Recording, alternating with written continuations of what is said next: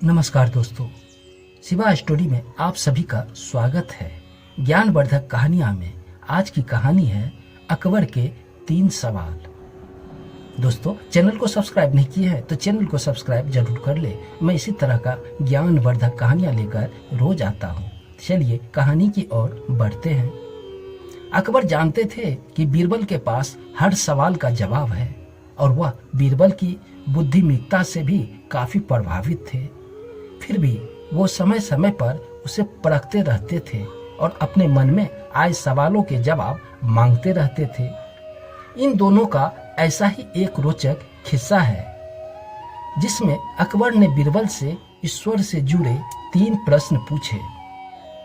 पहला था, ईश्वर कहाँ रहता है? ईश्वर कैसे मिलता है? ईश्वर करता क्या है? जब अकबर ने ये प्रश्न पूछे तो बीरबल बहुत हैरान हुए और उन्होंने कहा कि इन प्रश्न के उत्तर वह कल बताएंगे। इतना कहकर बीरबल घर लौट आए। बीरबल इन प्रश्नों को लेकर काफी सोच विचार कर रहे थे, जिसे देखकर बीरबल के पुत्र ने चिंता का कारण पूछा। बीरबल ने अकबर के 3 प्रश्नों का किस्सा बताया। बीरबल के पुत्र ने कहा कि परेशान न हो, वह खुद कल दरबार में बादशाह को इन तीनों प्रश्नों के जवाब देगा। और अगले दिन बीरबल अपने पुत्र के साथ दरबार में पहुंचे। बीरबल ने बादशाह से कहा कि आपके तीनों प्रश्नों के जवाब मेरा पुत्र ही देगा। अकबर ने कहा, ठीक है, तो मैं सबसे पहले बताओ कि ईश्वर कहाँ रहता है।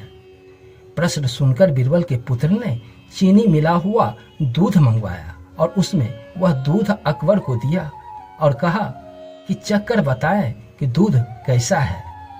अकबर ने दूध चखकर बताया कि यह तो मीठा है। इस पर बीरबल के पुत्र ने कहा कि क्या आपको इसमें चीनी दिख रही है?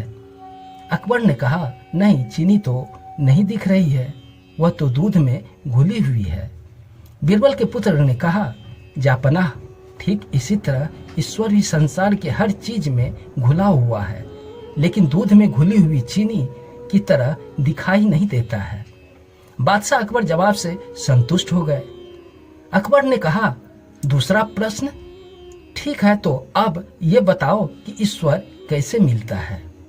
इस प्रश्न का जवाब देने के लिए बीरबल के पुत्र ने इस बार दही मंगवाई और अकबर को दही देते हुए कहा, जापनाह, क्या आपको इसमें मक्खन दिखाई देता है?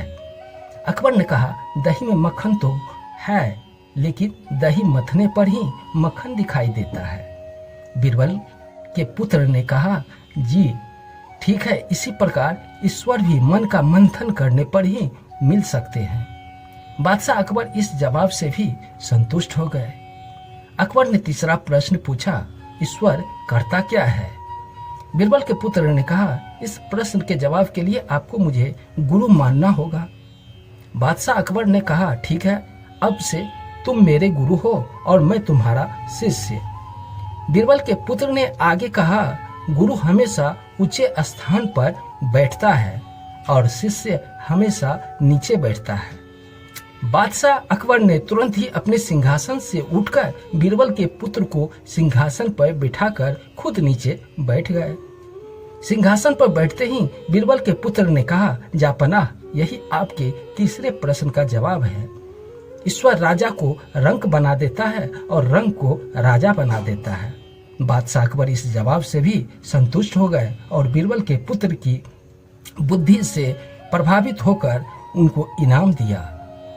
हमें इस कहानी से यही सीख मिलती है कि धैर्य और सूझबूझ से हर प्रश्न का जवाब और हर समस्या का हल पाया जा सकता है। दोस्तों, कहानी पसंद आई हो तो चैनल को सब्सक्राइब जरूर कर ले। मैं इसी तरह का ज्ञानवर्धक कहानियां लेकर रोज आता हूँ। धन्यवाद।